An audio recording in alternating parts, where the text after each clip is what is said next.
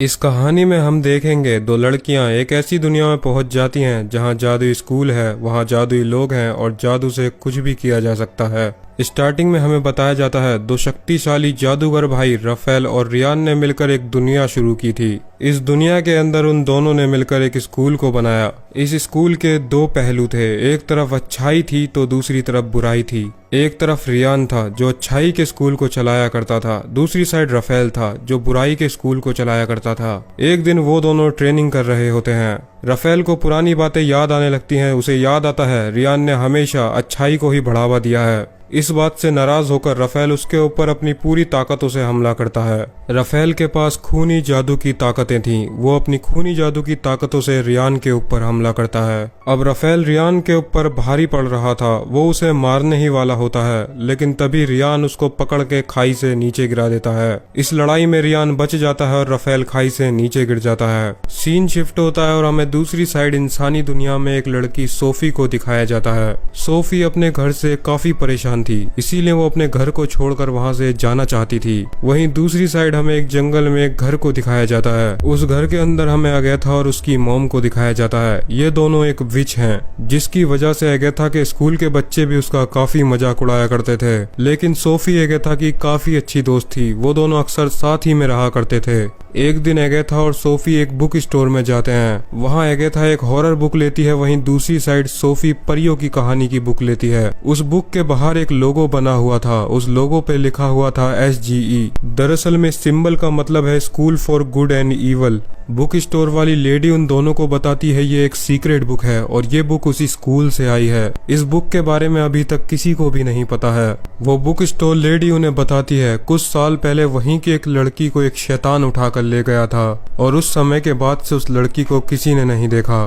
Book store वाली lady को लगता था वो शैतान उस लड़की को उसी स्कूल में ले गया होगा। ये बात सुनकर अब सोफी भी चाहती थी वो भी उसी दुनिया के गुड स्कूल में जाए। बुक स्टोर लेडी उसे बताती है अगर उसे गुड स्कूल में जाना है तो वो एक चिट्ठी लिखकर एक पेड़ के नीचे छोड़ दे। हो सकता है कि सोफी भी जादुई स्कूल के लिए सेलेक्ट हो जाए। अब सोफी एक चिट्ठी लिखती है और उसे एक पेड़ के अंदर जाकर डाल देती है।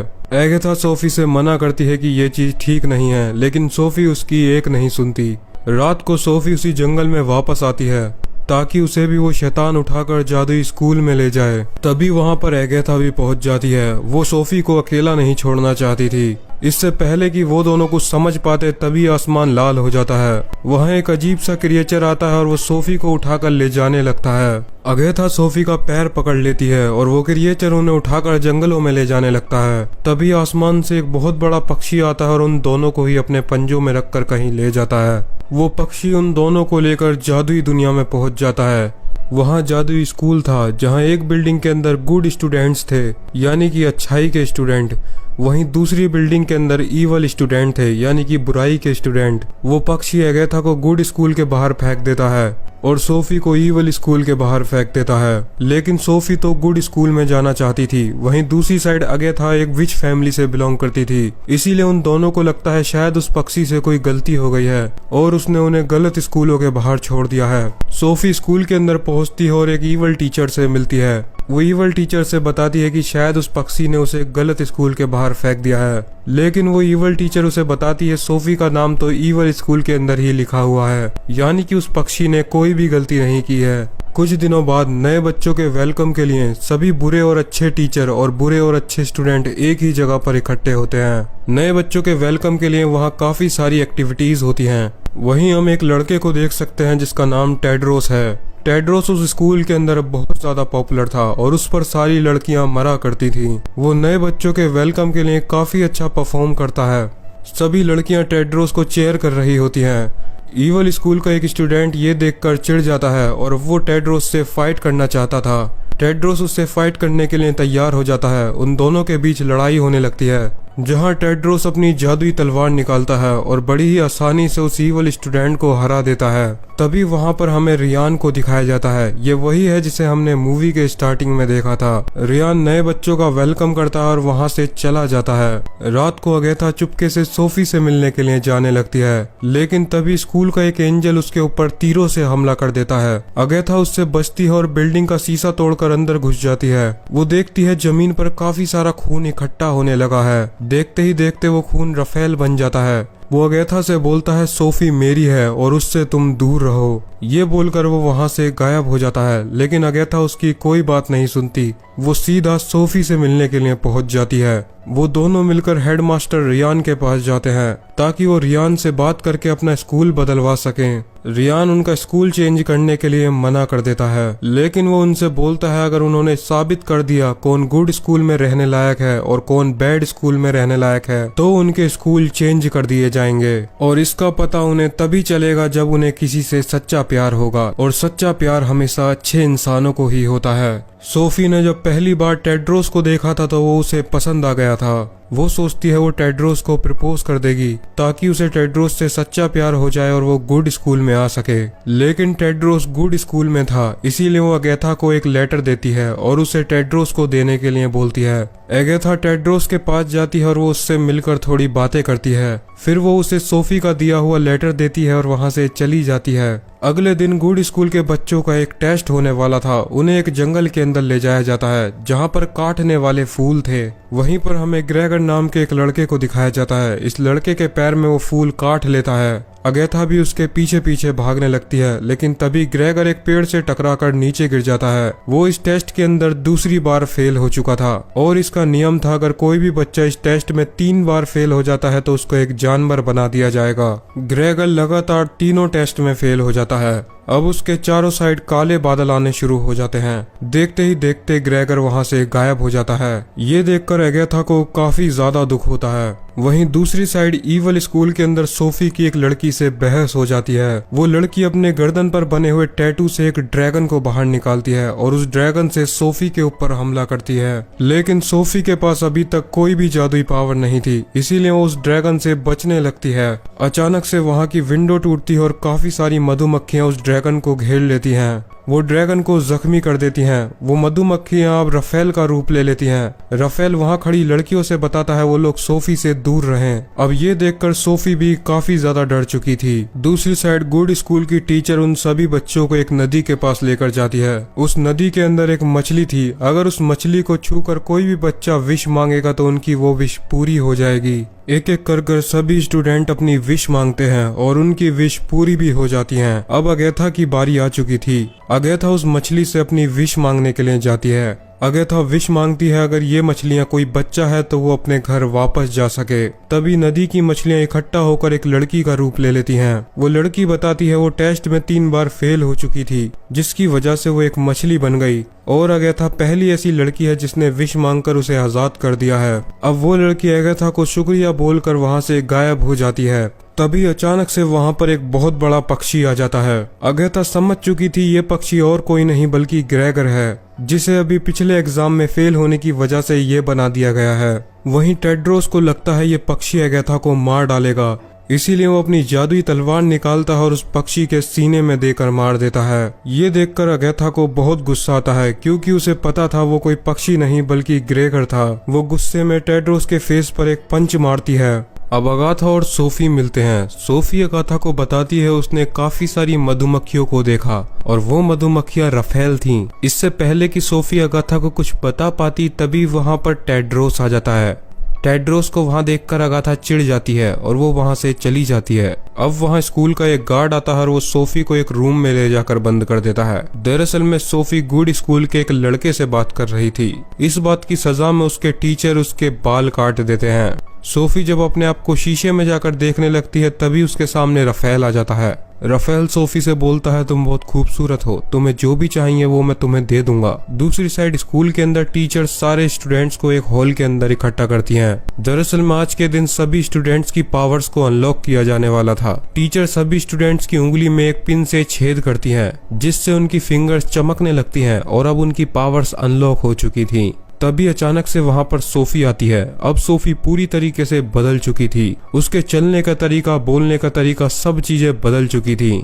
अब सोफी अपनी पावर्स को भी अनलॉक करवाती है और वहां से चली जाती है। सोफी उन लड़कियों को अपना दोस्त बनाना शुरू करती है जिनसे पहले उसकी बना ही नहीं करती थी। अब सोफी में काफी हिम्मत आ चुकी थी और वो टेड्रोस से भी बातें करने लगती है। वो दोनों धीरे धीरे करीब आने लगते हैं, लेकिन ये बात दोनों स्कूल के बच्चों को बिल्कुल भी पसंद नहीं आ रही थी। अब दोनों स्कूल के बच्चों में बहस छिड़ जाती है और वो सभी लड़ने लगते हैं। तभी वहाँ पर टीचर्स आ जाते हैं। टीचर्स सोफी और टेड्रोस को प्रिंसिपल रियान के पास लेकर जाते हैं। सोफी रियान से बोलती है मुझे टेड्रोस से प्यार हो गया है और इसीलिए हम दोनों साथ रहते हैं। टीचर्स उन्हें बताते हैं कभी भी अच्छाई और बुराई दोनों बच्चों में प्यार नहीं हो सकता। हेडमास्टर उनके प्यार को टेस्ट करने के लिए उन्हें एक टास्क देते हैं। उन दोनों को अलग अलग जंगल के अंदर छोड़ दिया जाएगा और सुबह होने पर उन दोनों को सही सलामत जंगल से वापस आना होगा। अगर उन्होंने ऐसा कर दिया तो मान लिया जाएगा कि वो दोनों प्यार करते हैं। रात को उन दोनों को जंगल में अलग अलग छोड़ दिया जाता है। सोफी काटने वाले फूलों के बीच फंस जाती है और फूलों की तादाद काफी ज्यादा थी। वो फूल से बचकर एक जगह पर पहुंच जाती है जहां पर एक स्केयर क्रो खड़ा हुआ था। तभी अचानक से वो स्केयर क्रो जिंदा हो जाता है और सोफी के पीछे पड़ जाता है। दूसरी साइड अगेथा को सोफी के चिल्लाने की आवाजें आ जाती हैं। वो अपने जादू से एक कबूतर में बदल जाती है। वो उसे बचाकर वहां से भगा देती है। तभी सोफी को टेड्रोस भी मिल जाता है। स्केयर क्रो काफी ज्यादा ताकतवर था। वो टेड्रोस को मारने लगता है। टेड्रोस की जादुई तलवार भी उसके हाथ से छूटकर दूर गिर जाती है। अगेथा सोफी से बोलती है तुम्हें टेड्रोस की मदद करनी होगी और तभी तुम्हारा सच्चा प्यार माना जाएगा। लेकिन सोफी काफी ज्यादा डर चुकी थी और वो ऐसा नहीं करना चाहती थी। इतने में ही अगेथा टेड्रोस की तलवार उठाकर टेड्रोस को दे देती है। अब टेड्रोस अपनी जादुई तलवार से उस स्केयर क्रो का गला काट देता है। लेकिन अब टेड्रोस समझ चुका था कि सोफी उससे सच्चा प्यार नहीं करती है। अगर वो चाहती तो उसे बचा सकती थी, लेकिन उसने ऐसा नहीं किया। अब सोफी अगेथा पर गुस्सा करने लगती है। वो उससे बोलती है ये सब तुम्हारी वजह से हुआ है। अगर तुम यहाँ नहीं आती तो ऐसा नहीं होता।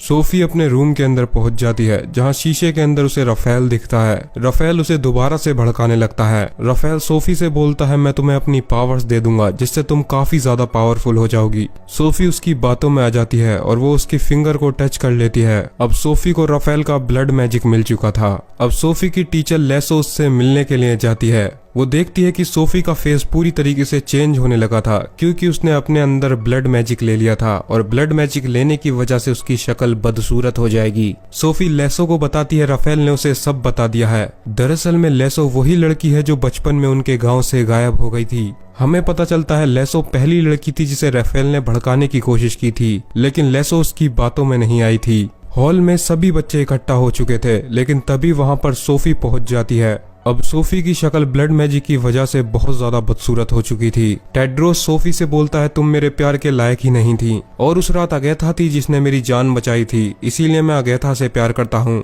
ये बात सुनते ही अब सोफी को बहुत ज्यादा गुस्सा आ जाता है। वो अपने ब्लड मैजिक को अनलॉक कर देती है और वहां से भाग जाती है। वो सब सोफी का पीछा करते हुए बाहर आते हैं। वो देखते हैं सोफी ने अपने ब्लड मैजिक से सभी टीचर्स को गुड़िया में बदल दिया था। टेड्रोस गुड स्कूल के बच्चों से बोलता है हमें इवल स्कूल पर हमला करना होगा, लेकिन अगेथा उससे मना करती है। वो बोलती है कभी भी सच्चाई हमला नहीं करती है, लेकिन उसकी बात कोई नहीं सुनता। अगेथा भी अपना रूप चेंज करके कबूतर बन जाती है और इवल स्कूल के अंदर पहुंच जाती है। वहां उसे सोफी भी मिल जाती है। वो सोफी को समझाने लगती है, लेकिन सोफी उसकी कोई बात नहीं सुनती। इतने में वहां पर टेड्रोस अपने सभी स्कूल के बच्चों को लेकर वहां पहुंच जाता है। वो इवल स्कूल के बच्चों के ऊपर तीरों से हमला कर देते हैं, लेकिन सोफी सभी तीरों को फूल में बदल देती है।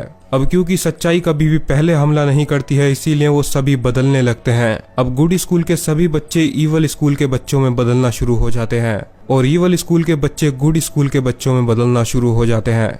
अब उन सभी में लड़ाई शुरू हो जाती है। वो सभी अपनी अपनी पावर से एक दूसरे को मारने लगते हैं। सोफी अगेथा को अपने जादू से एक रूम के अंदर बंद कर देती है। अब सोफी सीधा स्कूल के हेडमास्टर रियान के पास पहुंच जाती है, लेकिन तभी रियान अचानक से बदल जाता है और वो बदल कर राफेल बन जाता है। हमें पता चलता है इतने सालों से वहाँ रियान था ही नहीं, बल्कि राफेल ही उसका रूप लेकर वहाँ का हेडमास्टर बना हुआ था। लेकिन इतने सालों से राफेल को अपने सच्चे प्यार की तलाश थी, जिससे वो बहुत ज्यादा ताकतवर हो जाता। राफेल सोफी से बोलता है क्या तुम मेरा सच्चा प्यार बनोगी, जिसके बाद वो दोनों किस कर लेते हैं। ऐसा करते ही राफेल्स की पावर बढ़ जाती है और देखते ही देखते वो दोनों स्कूल को तबाह करने लगता है। ये देखकर सोफी डर जाती है क्योंकि ऐसा करने से काफी मासूम बच्चे मारे जाएंगे। अब सोफी को भी पता चल जाता है उसने राफेल का साथ देकर बहुत बड़ी गलती कर दी है। इतने में ही वहाँ पर अगेथा भी पहुंच जाती है। तभी राफेल अगेथा को मारने के लिए उसकी तरफ कलम फेंकता है लेकिन सोफी अगेथा के सामने आ जाती है और वो कलम उसके जाकर लग जाती है,